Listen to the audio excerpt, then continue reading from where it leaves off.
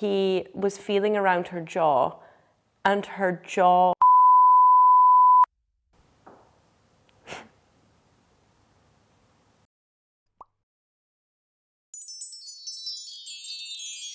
I do my best to fact check everything I share, but please don't take any action based on the information here.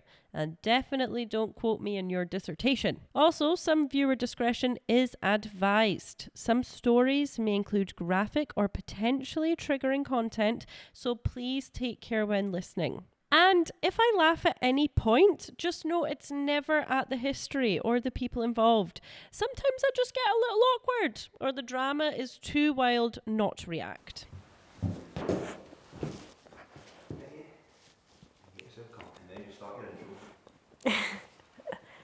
I don't know if I press record. Hi everyone, I'm Elsie May, and this is History in High Heels. So today we're going to be talking about the Radium Girls. So what are the Radium Girls? Have you ever heard of them before? I certainly didn't. I didn't learn any of that in school. Or maybe I did. It was a long time ago. So, first of all, what is radium? So it's actually a chemical element. And let me sound really smart for a second here, because it's part of a decaying process. So the chemical element starts off as uranium, and then it goes to thorium, and then it goes to radium, and then it goes to radon, which is like a stable, non-reactive stage. It's natural, it's found in soil, and it's found in rivers, and it's found in rocks.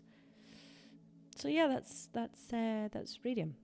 It was also made very well known because in 1898, Marie Curie had this huge scientific breakthrough and discovered radium.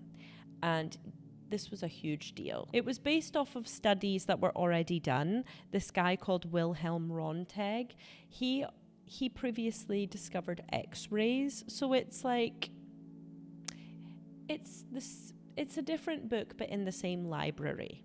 Yeah, so Marie Curie also was the first woman to win a Nobel Prize. Thank you very much. And yeah, she discovered this with her husband, Perry, and Henry Becquerel. Moving on from this, there was an inventor called William J. Hammer, and he wanted in on the action. So he was like, what can I do with these crystals? So he went to go get some of these radium crystals, and he was like, what can I do with this? So he's in his lab and he's like mucking around with it, and he's like, what happens if I add some glue to this? Long story short, glow in the dark paint is invented. I know, it goes back that far. He didn't just mix it with glue, he mixed it with zinc sulfide, and that created luminous paint. So why is this significant, you may be thinking? So around this time in the early 1900s, they were using it to paint on airplane instruments. They were using it to paint on watches to make them glow in the dark. And then it really took off in World War I. And that was really useful because when soldiers were in the fields and stuff and they wanted to check the time, it meant that they didn't have to light a match to check their watch, therefore maybe giving away their position to enemies. And also, like, yeah, when you're in the air, you can read what the airplane says and it's just glow in the dark and it's great. So there was a huge factory boom with this.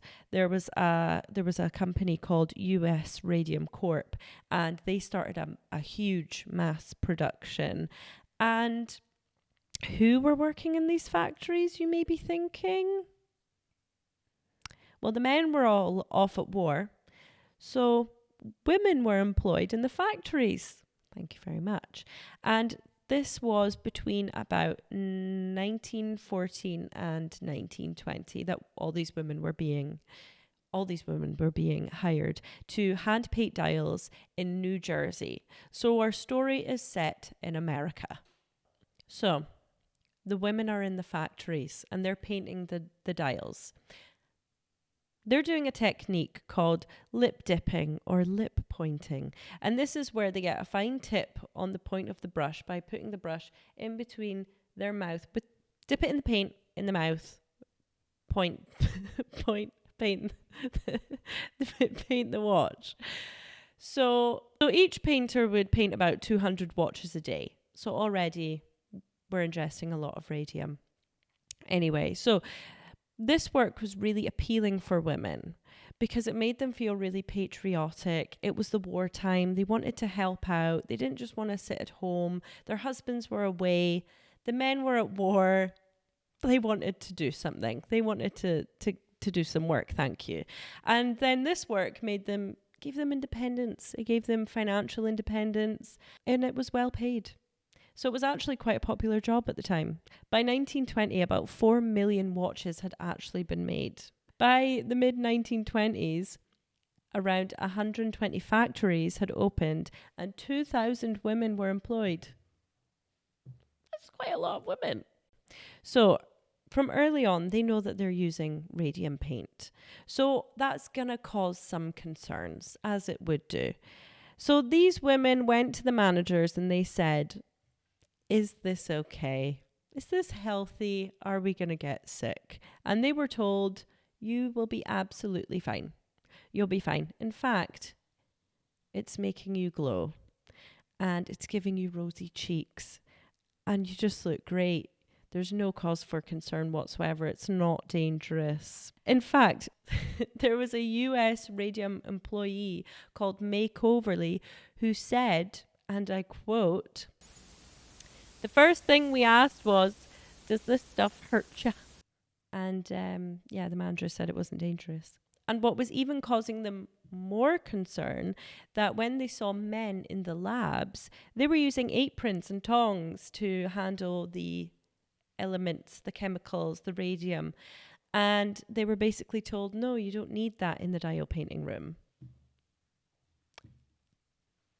So, yeah. So there was actually a woman called May Keene who was employed in 1917 in a Connecticut branch.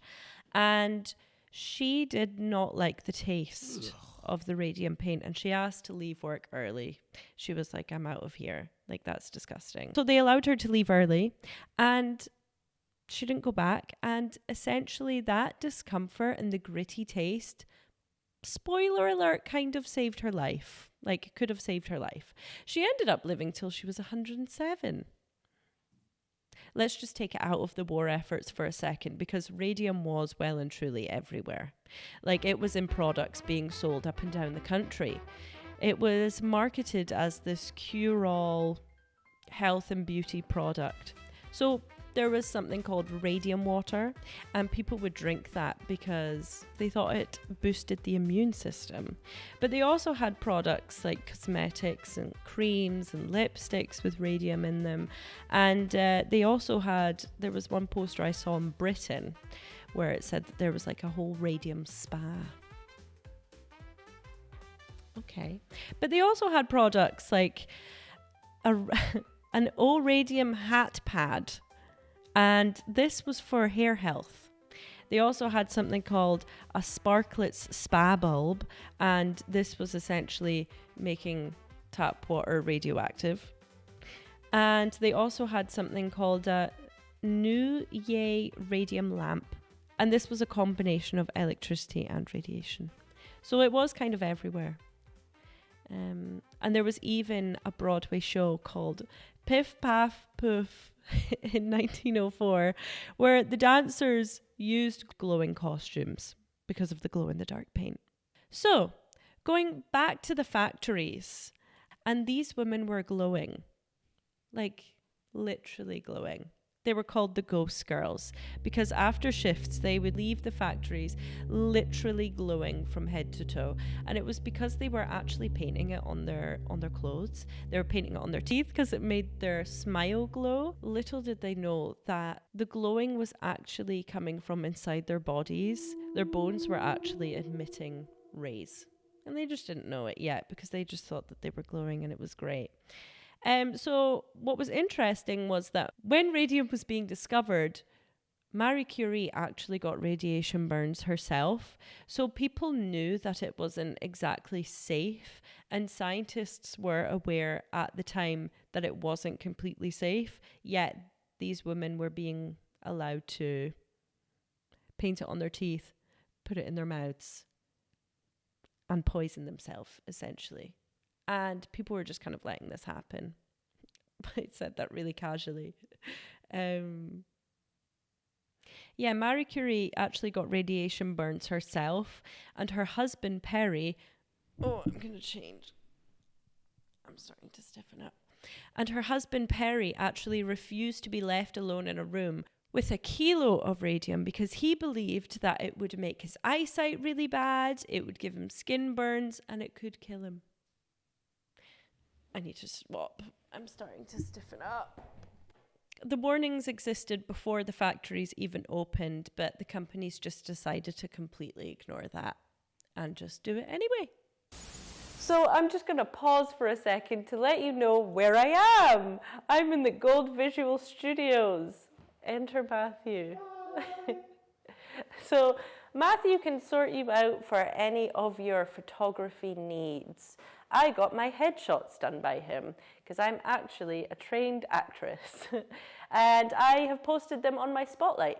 So maybe if you are an actress or a creative looking for some professional shots for your Spotlight profile, or maybe you're a model and want to bulk up your portfolio, Matthew is the guy for you. So the First World War ran from 1914 to 1918, and it wasn't until really the mid-1920s that some symptoms of radium poisoning were actually starting to show. So things like toothaches, joint pain, fatigue, ulcers in the mouth, teeth falling out, and sores that would just take ages to heal weren't healing. Were becoming problems. So, to give you a bit of an idea about more of a severe reaction, a severe case, there was a girl called Molly Magia, and she worked in US Radium. And in 1921, she had a sore tooth. So what do you do when you have a sore tooth? You go to the dentist. So she went to the dentist and they removed the sore tooth that was creating a lot of pain. Not only did the wound where the tooth was remain open, but it was actually filled with ulcers and it was filled with infection. Month by month, Molly was in a lot of pain. Her teeth started falling out, and where her teeth were, more ulcers formed. So there was a lot of pain in her mouth. One ulcer is bad enough. I just thought about how sore that would be. So anyway, in May 1922, so this is the following year, she went to a different dentist. And at this point, this is quite gruesome actually, but I thought I would leave it in. When the dentist was inspecting her mouth, he was feeling around her jaw and her jaw fell off.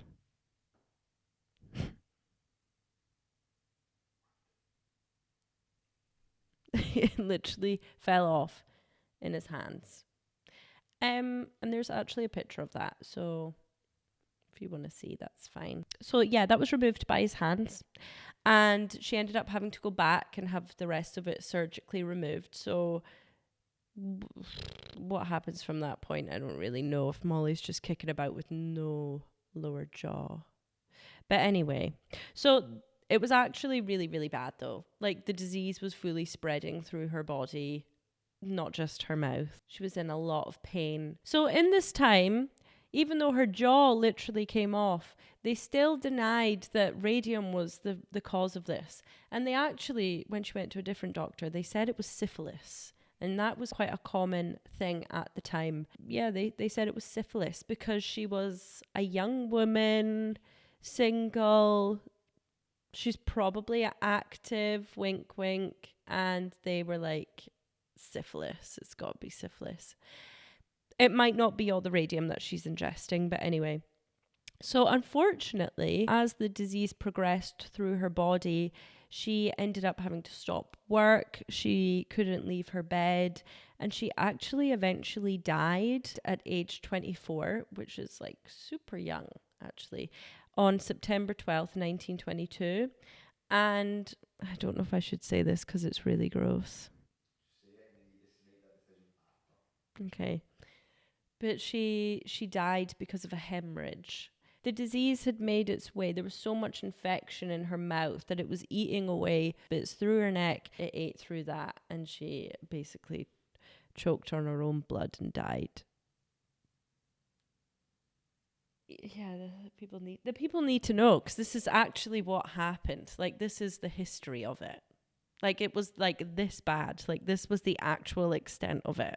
And they were still denying that radium was the issue. You know what they put on her death record? Syphilis. She had literally been tested for syphilis as well, and it was incorrect.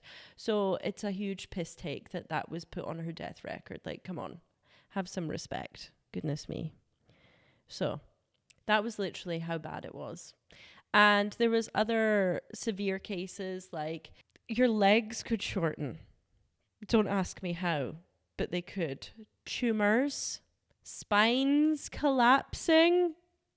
This is not normal, okay? Okay, so Molly died in 1922, okay? In 1925, Dr. Harrison Martland, he enters the group chat, okay? And he proved that radium, like I said earlier, would reside inside the bones. Upon these new findings, US Radium, which is now, you've probably understand, I've said it a few times, it was quite a big corporation. So when these findings came out by Dr. Harrison, they denied the findings, and they actually funded fake studies.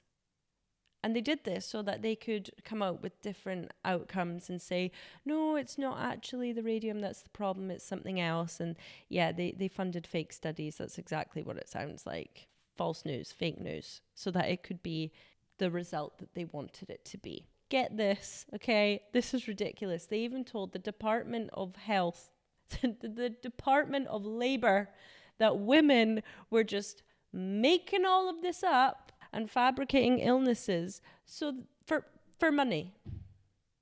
They were doing it so they could pay their health bills. They already had crumbling spines, and they were just blaming it on working at the radium factory so that the company would pay for their health bills. Excuse me. What? How can you fabricate a tumor? So, because of all of this, they just continue to employ people in the dial painting factories and whatnot. Despite all the symptoms and the warning signs and the actual test results, the news, they were still hiring dial painters to work in the factories. Despite the mounting deaths. This is where our fight for justice begins, because Grace Fryer is now involved. And she was an employee at Radium Factory, and her spine began to crush. I don't really think that is something that she could have fabricated, but that's just my opinion. She wore a steel brace because her spine was crumbling so bad, okay? And it took her ages to find a lawyer. It took her about 2 years to find a lawyer because nobody wanted to take on the case. Because it wasn't just, oh, my back hurts, my spine's crumbling. They were actually looking to overturn like legislation. Like, it was huge. It was a huge deal. So eventually, in 1927, she found an attorney, and his name was Raymond Berry. What's a lovely name, Mr. Berry. Anyway, so he had a look at the case, and then by this point, you know, the news was kind of flowing up and down the country. People had heard about it. Different women were getting involved. You heard women from different factories. Then people started to band together. 4 other women joined the case, therefore giving you the Radium Girls. Yay! Yay, we're using the title. What did the women want? Like, what did they want out of it? They filed for $250,000 at the time, so that would have been 2,500. That's not right. Did you hear what I just said? Okay, no, that's. We'll just pretend like that didn't happen. $250,000. They filed for a settlement for $250,000. So eventually, everything was settled out of court, and each woman got 10 grand each, and they were going to get an extra $600 a year.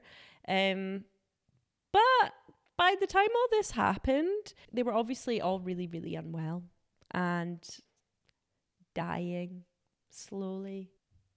So it really, really doesn't do anything.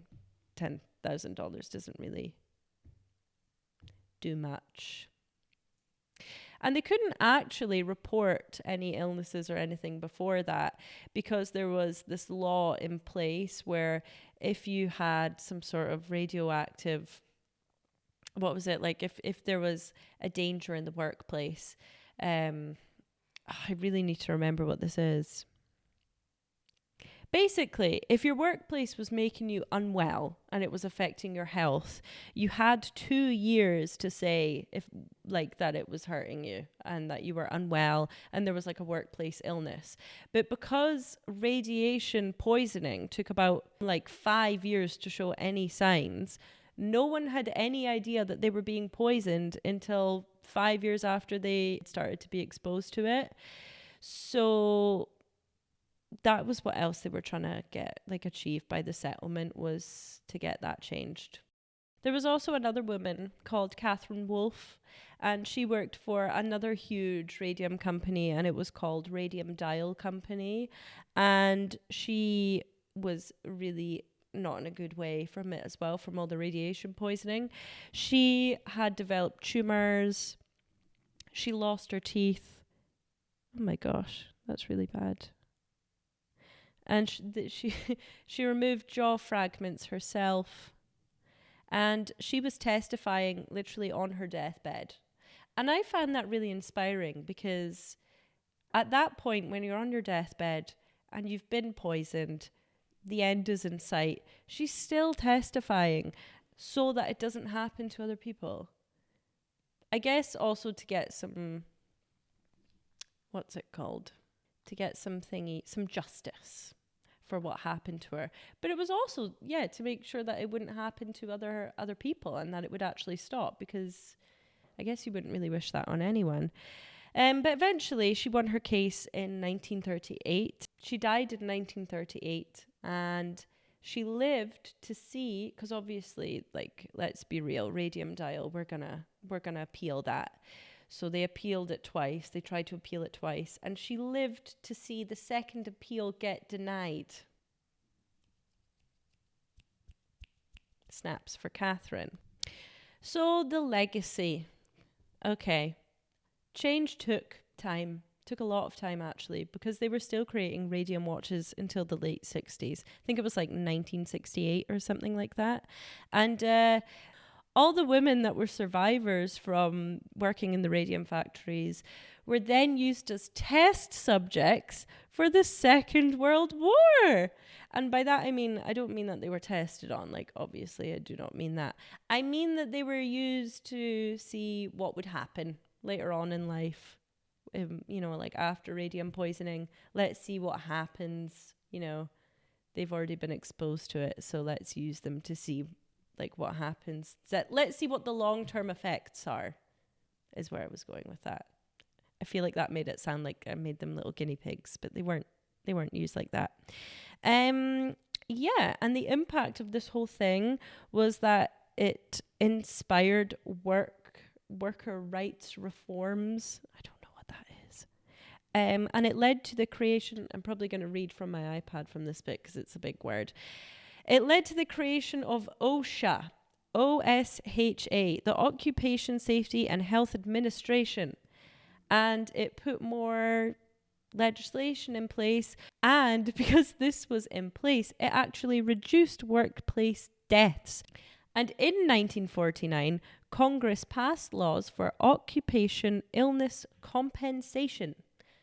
So that kind of goes back to what I was saying earlier when I said that they had 2 years to make a claim that they were unwell. That got changed. So, what are my final thoughts? What's the final message? These women were treated as being disposable, Much like not just women, like the men in the fields. Let's be real. People were treated as disposable because they could just hire somebody else, and they weren't seen as actual people. They weren't seen as wives or brother sisters or mums or daughters. They were just seen as workers. They were just seen as a number or statistic in a factory. And would it have been a different story if you had the actual managers and the people that were in charge in the factories being exposed to the radium? Would it have been a different story? It also really is very interesting to me how the men in the labs got aprons and tongs. Something that was wrong. The courage of these people changed labor rights forever.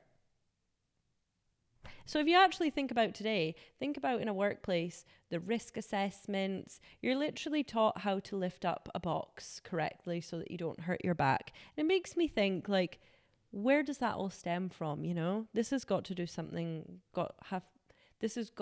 have something to do with it.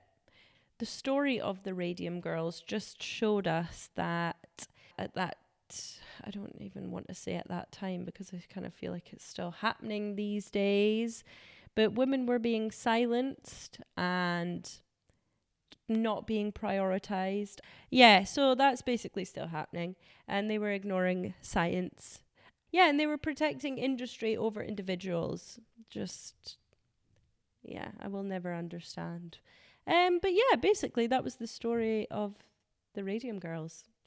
You might have got taught some of that in school. I never heard of the Radium Girls before. I shouldn't even call it a story because it actually happened. But I just feel like some of these women's stories need to be shared because what happened to them was sick and disgusting and was so preventable.